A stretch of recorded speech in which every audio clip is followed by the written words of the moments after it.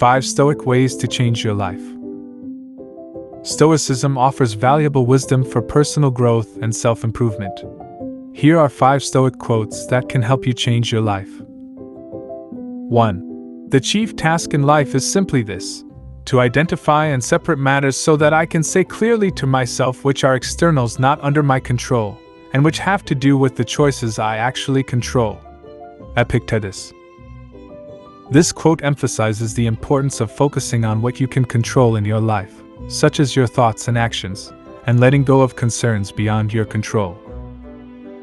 Epictetus' quote encapsulates a fundamental principle of Stoicism and offers profound wisdom for personal growth and life transformation. The chief task in life. Epictetus begins by framing life itself as a task, implying that living well is an endeavor that requires conscious effort and thought. This perspective encourages us to approach life with intentionality and purpose. Identify and separate matters. In this part of the quote, Epictetus urges us to engage in introspection and critical thinking.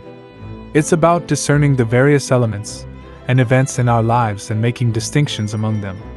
This is a call to mindfulness, encouraging us to pay close attention to the components of our existence.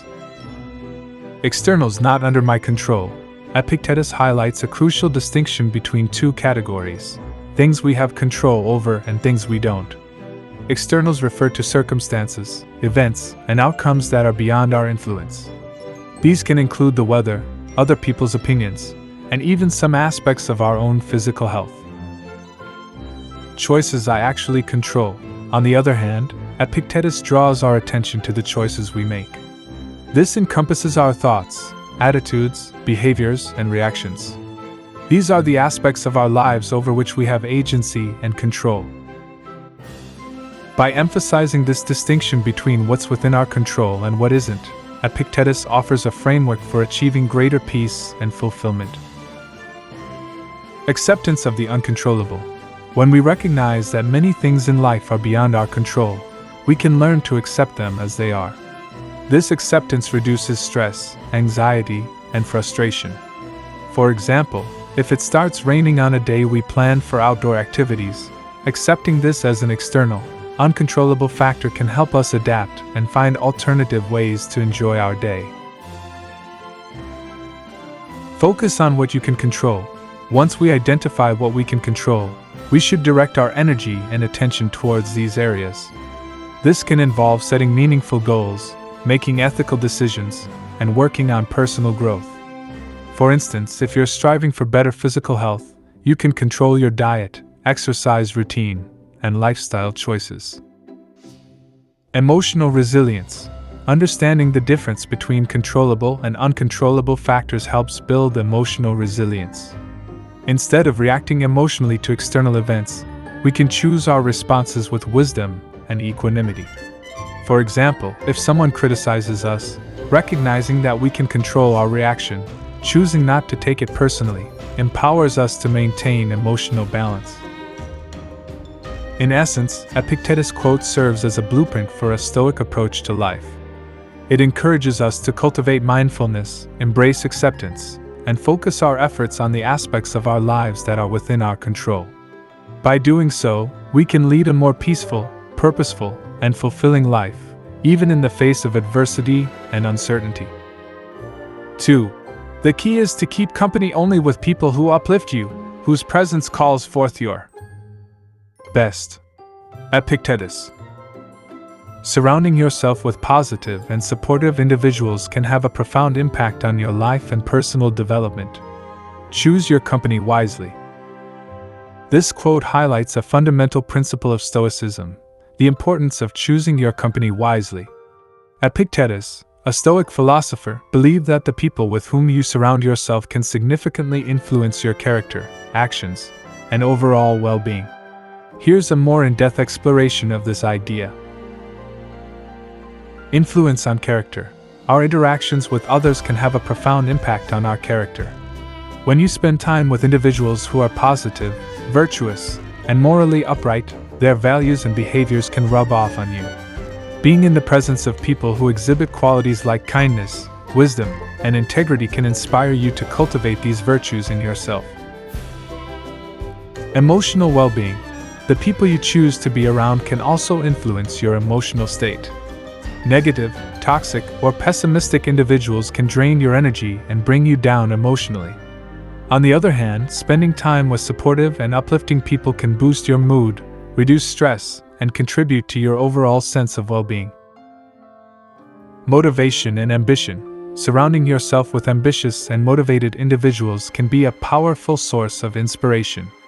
When you witness others pursuing their goals with determination and enthusiasm, it can ignite a similar drive within you. Their presence can encourage you to strive for excellence and reach your full potential. Accountability.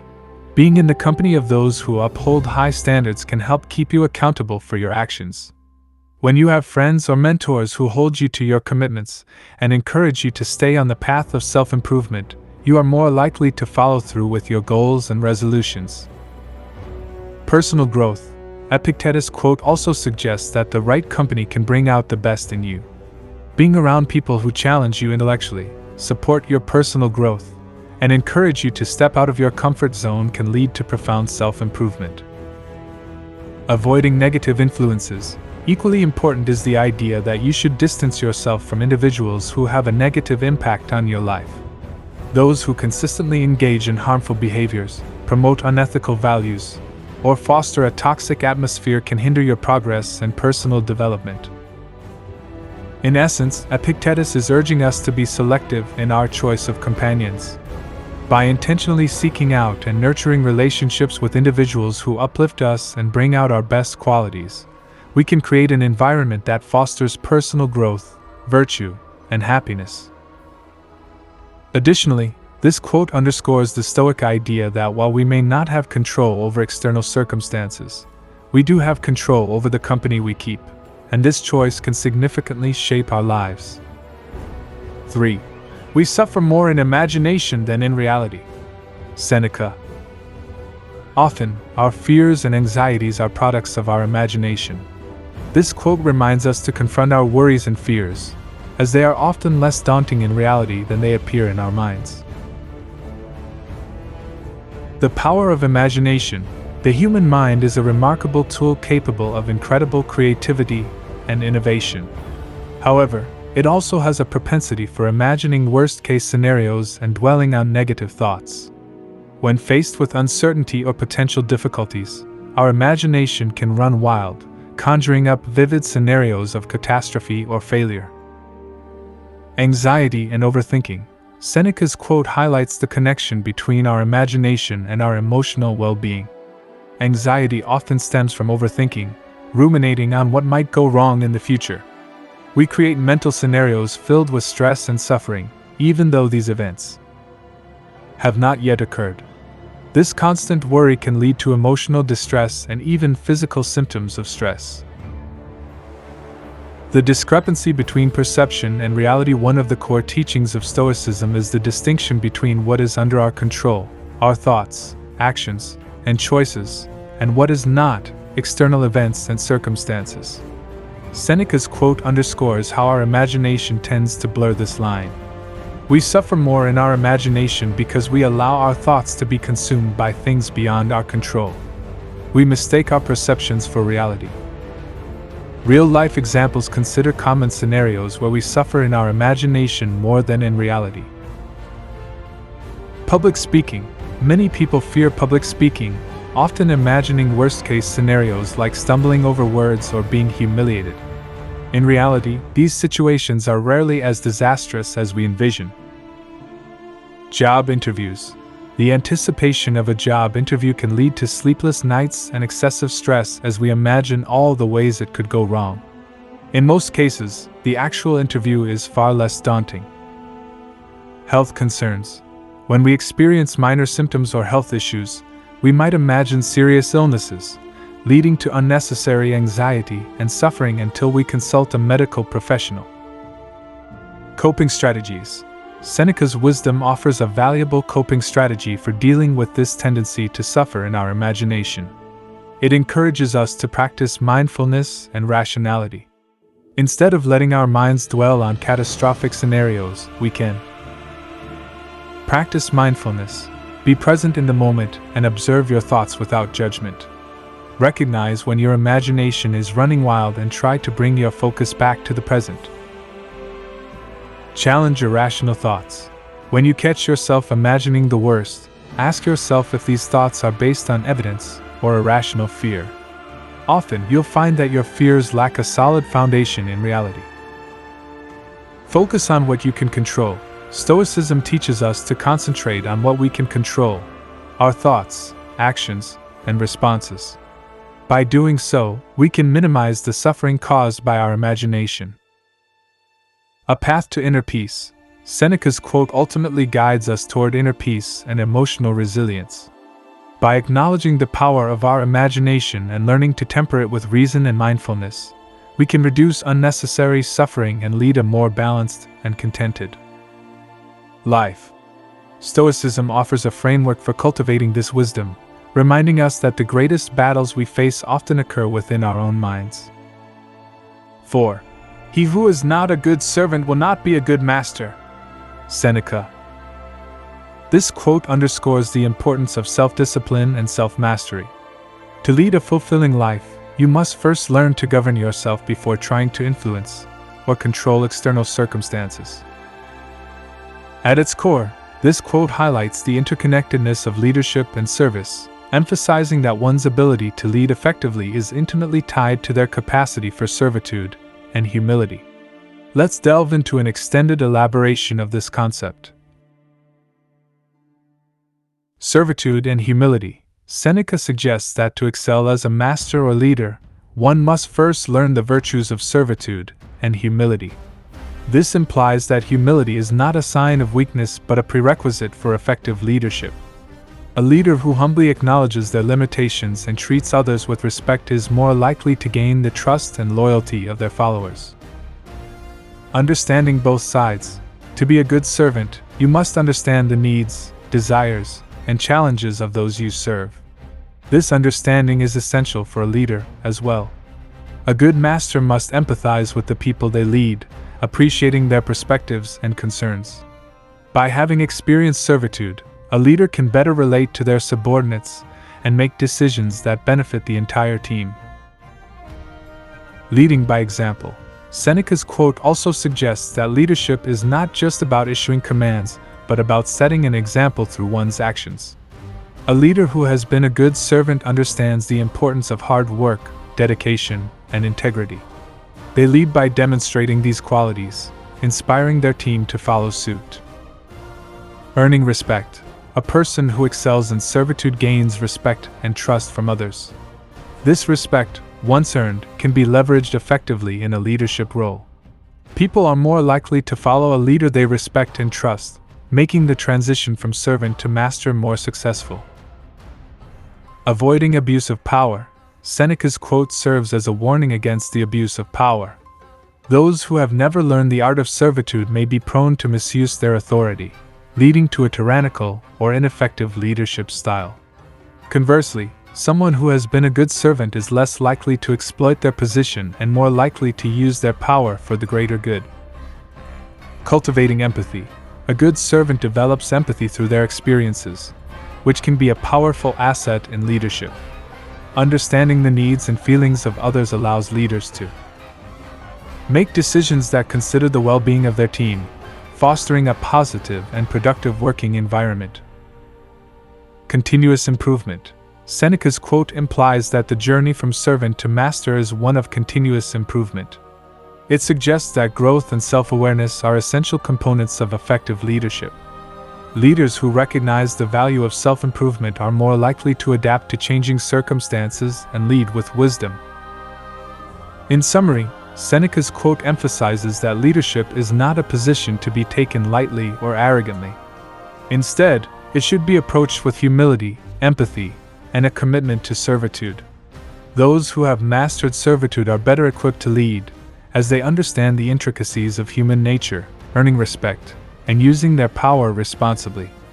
This quote encourages individuals to embrace the dual roles of servant and master, recognizing that they are two sides of the same coin on the path to becoming a truly effective leader.